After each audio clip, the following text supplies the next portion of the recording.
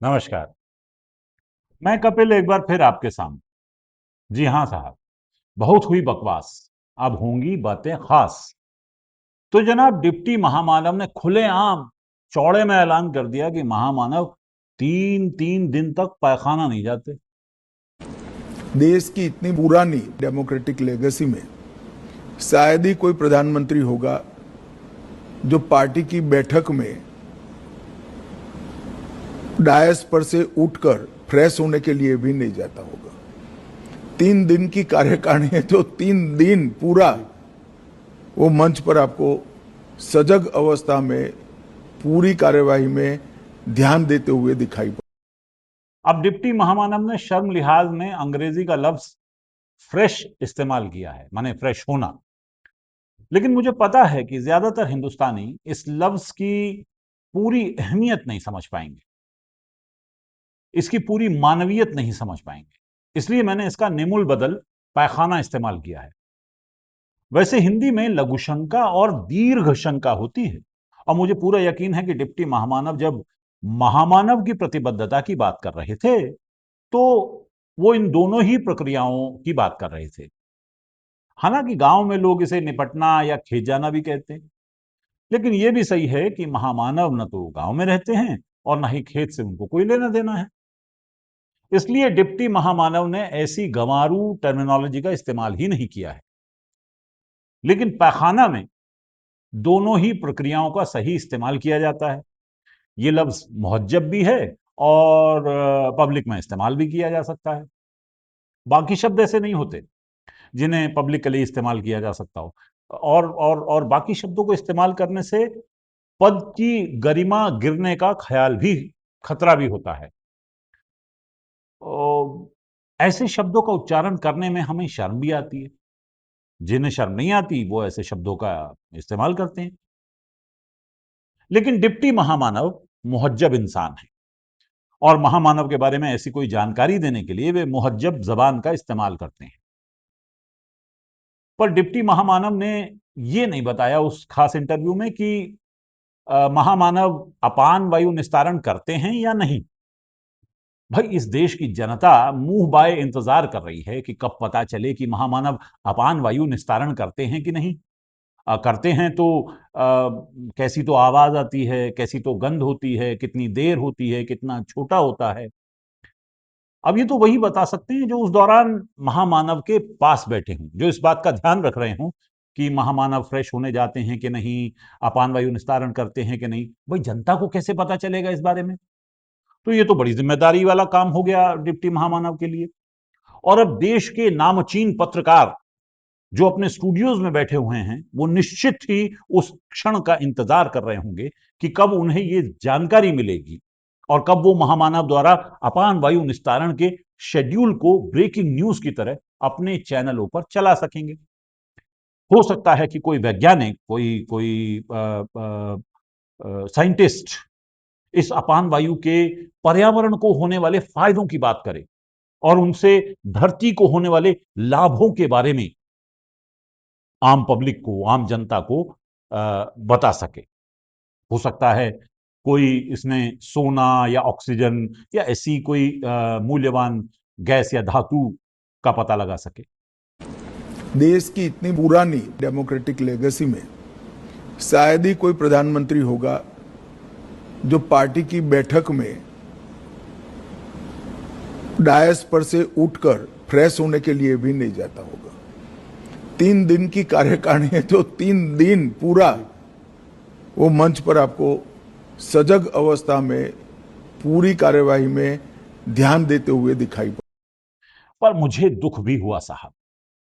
हिंदुस्तान की आन बान शान के बारे में इतनी खास जानकारी हमारे डिप्टी महामानव ने मुहैया करवाई और लोग उसका मजाक बना रहे हैं। बहुत गलत बात है, बहुत ही ज्यादा गलत बात है। महामानव के बारे में हर तथ्य की जनता को जानकारी होनी ही चाहिए। ये तो बहुत जरूरी है।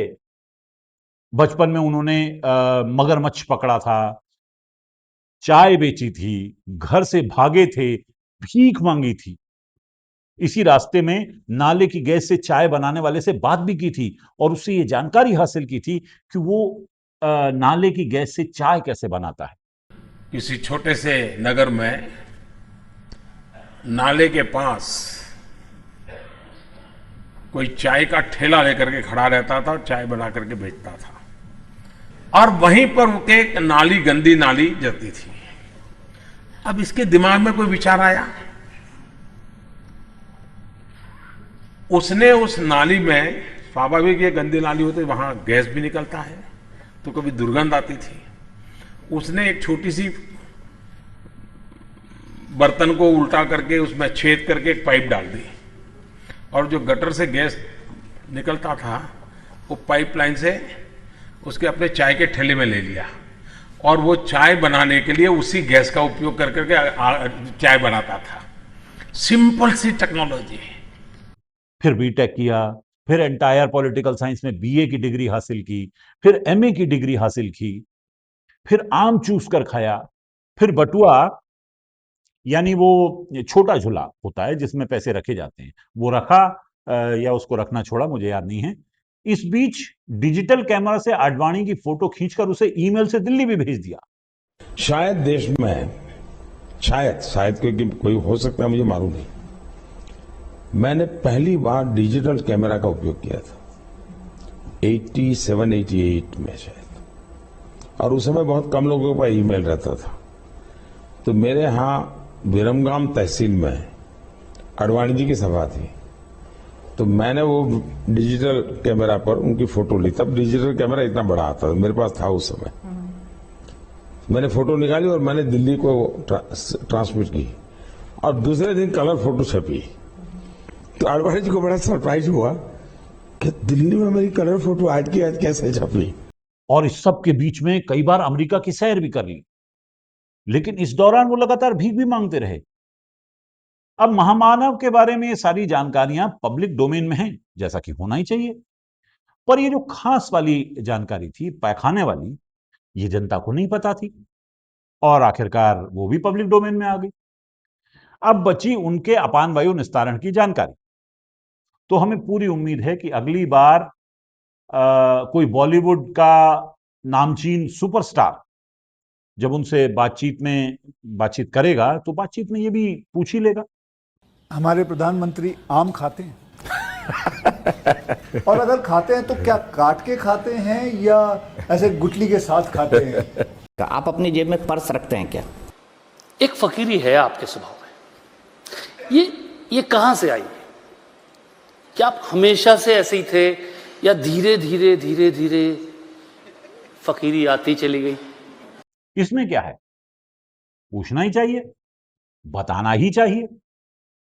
बल्कि लोकतंत्र के हित में यह बात होगी कि यदि सरकार में मौजूद सभी मंत्री अपने अपने पैखाने का एक पूरा सही शेड्यूल जनता के सामने रखें, ताकि जनता को पता चल सके कि भाई कौन 2 दिन नहीं जाता, कौन 3 दिन नहीं जाता, और कौन दिन में 3-4 बार जाता है। कमाल यह है कि महामानव के बारे में एक खास जानकारी आम लोगों तक तब पहुंचाई गई है जब लेह लद्दाख में कर्फ्यू लगा हुआ है। यूपी, उत्तराखंड, कर्नाटक, बिहार, राजस्थान और देश भर में पेपर लीक, 6th शेड्यूल, रोजगार और अन्य सवालों पर जनता सरकार से भिड़ी हुई है। बिहार की एसआईआर बस आने ही वाली है, मेरा ख्याल है अब तक आ गई होगी।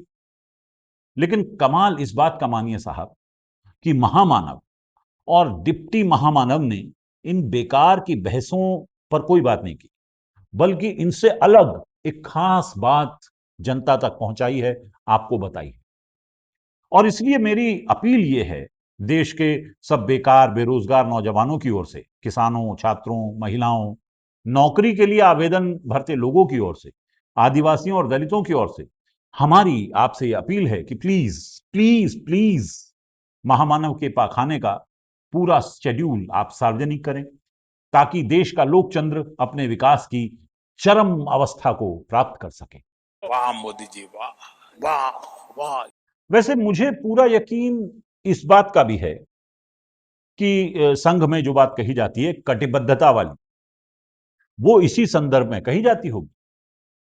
संघ के किसी महत्वपूर्ण सम्मेलन आदि में बैठे हों और हाजत लग जाए तो बस कटिबद्ध हो लिया जाए और यूं कुछ देर के लिए उस हाजत को रमा किया जा सकता है। भाई यूं तो कटी का मतलब कमर होता है, लेकिन आरएसएस के श्रद्धालुओं के संदर्भ में जब भी कटी का शब्द आए तो उसे तोंद गिनना चाहिए, उनके लिए भी जिनकी छाती का नाप 50 से ऊपर है। यूं भी तोंद को नए कपड़ों के चयन से छुपाया जा सकता है, लेकिन मेरी दादी कहती थी, इश्क मुश्क खांसी खुश्क झूठ तंबाकू और मद्यपान, ये 7 चीज छुपाए न छुपे कह गए चतुर सुजान। अब मैं इसमें अपान वायु भी जोड़ना चाहता हूं। हो सकता है आप में से कुछ लोग इससे इत्तेफाक न करें, लेकिन डिप्टी महामानव के इस बयान के बाद कि महामानव 3 दिनों तक पैखाना नहीं जाते, मुझे यह लगता है कि वो अपान वायु निस्तारण तो अवश्य करते होंगे। अगर नहीं तो डिप्टी मानव अपने इसी इंटरव्यू में पक्का यह भी बताते कि महामानव doesn't even fart for 3 days, पर उन्होंने ऐसा नहीं कहा। देश की इतनी पुरानी डेमोक्रेटिक लेगेसी में शायद ही कोई प्रधानमंत्री होगा जो पार्टी की बैठक में डायस पर से उठकर फ्रेश होने के लिए भी नहीं जाता होगा। 3 दिन की कार्यकारिणी है तो 3 दिन पूरा वो मंच पर आपको सजग अवस्था में पूरी कार्यवाही में ध्यान देते हुए दिखाई पड़ा। खैर, अभी तो जश्न मनाने का समय है। इस बात के लिए पूरे भारत भर में जश्न मनाया जाना चाहिए कि महामानव 3 दिनों तक फ्रेश नहीं होते, पैखाने नहीं जाते। यहां मैं आपका ध्यान इस तरफ ले जाना चाहता हूं कि ये जो सुपर पावर है महामानव की, जिसके बारे में डिप्टी महामानव ने आपके साथ जानकारी साझा की है, ये तो पश्चिमी देशों के किसी सुपर हीरो में भी नहीं है। जी हां, या अगर हो तो हमें पता नहीं है, क्योंकि किसी ने इस बारे में हमें बताया ही नहीं। बताइए, क्या आपको किसी ने बताया है कि iron man, Spiderman, captain America या सुपरमैन, बैटमैन, फ्लैश, किसी के बारे में किसी भी जगह, किसी भी कॉमिक्स में, किसी भी फिल्म में या उनके बारे में ऐसी किसी इंटरव्यू में आपको ये बात पता चली हो कि ये सुपर हीरोज 3 दिन तक पैखाने नहीं जाते? भाई, अब कम से कम हम इस बात पर एक बार और गर्व कर सकते हैं कि सिर्फ हमारे महामानव हैं जो 3 दिनों तक पैखाने नहीं जाते, मतलब रोके रहते हैं। यह ध्यान रखना दोस्तों कि जो इस सहज मानवीय प्रक्रिया पर काबू पा सकता है, वही महामानव जैसे उच्च पद पर विराजमान हो सकता है और असल में वही सुपरमैन बन सकता है।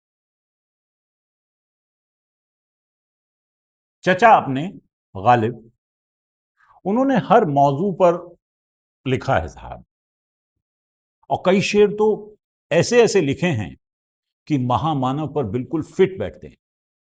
भाई, अगर आपको मेरी बात पर यकीन ना हो तो ये शेर सुनिए, आप भी कहेंगे कि क्या यार, कैसा हाथ और दस्ताने जैसा फिट होने वाला शेर लिखा है चचा ने महामानव के लिए।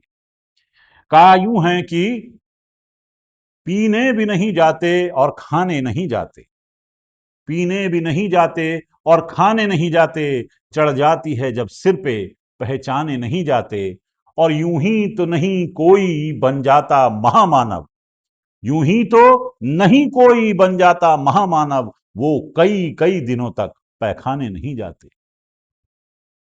तो 3 दिनों के इस रिकॉर्ड को सदियों तक नहीं तोड़ा जा सकता, ऐसा मुझे यकीन है। और साथ ही हमेशा वाली अपील में फिर से दोहराता हूं कि महामानव को 3 दिनों तक फ्रेश ना होने वाली उपलब्धि के लिए ही नोबेल तो मिलना ही चाहिए। बाकी फिर मिलने पर नमस्कार।